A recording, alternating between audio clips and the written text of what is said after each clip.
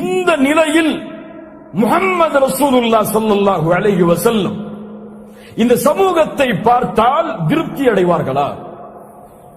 இந்த வாலிபர்கள் எடுக்கக்கூடிய முயற்சி, ஃபஜ்ருடைய தொழுகைக்கு கூட அவனுடைய வாழ்வில் அவன் எழுவதற்கு ஆர்வம் கொண்டிருக்க மாட்டான்.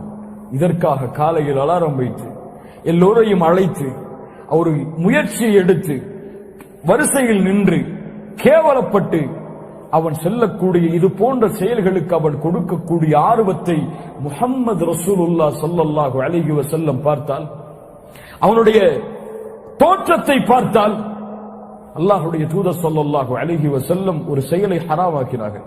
இந்த நிலையில் சுட்டிக்காட்டினால் பொருத்தமாக இருக்கும். அல்லாஹ்வுடைய தூதர் ஸல்லல்லாஹு அலைஹி வஸல்லம் கஸா என சொல்லப்படும் முடிவெட்டுதலை தடை செய்தார்கள்.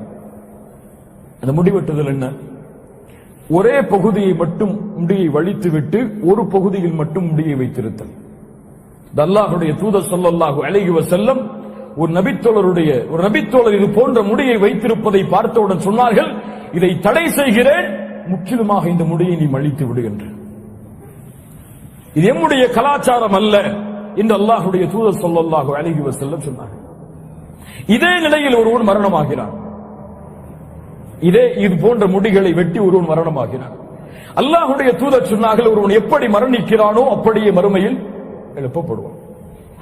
ஹவுதுல் கௌசரில் அல்லாஹ்வுடைய தூதர் ஸல்லல்லாஹு அலைஹி வஸல்லம் முஸ்லிம்களுக்கு முஃமின்களுக்கு தண்ணீர் கொடுப்பதற்காக காத்துக் கொண்டிருப்பார்கள்.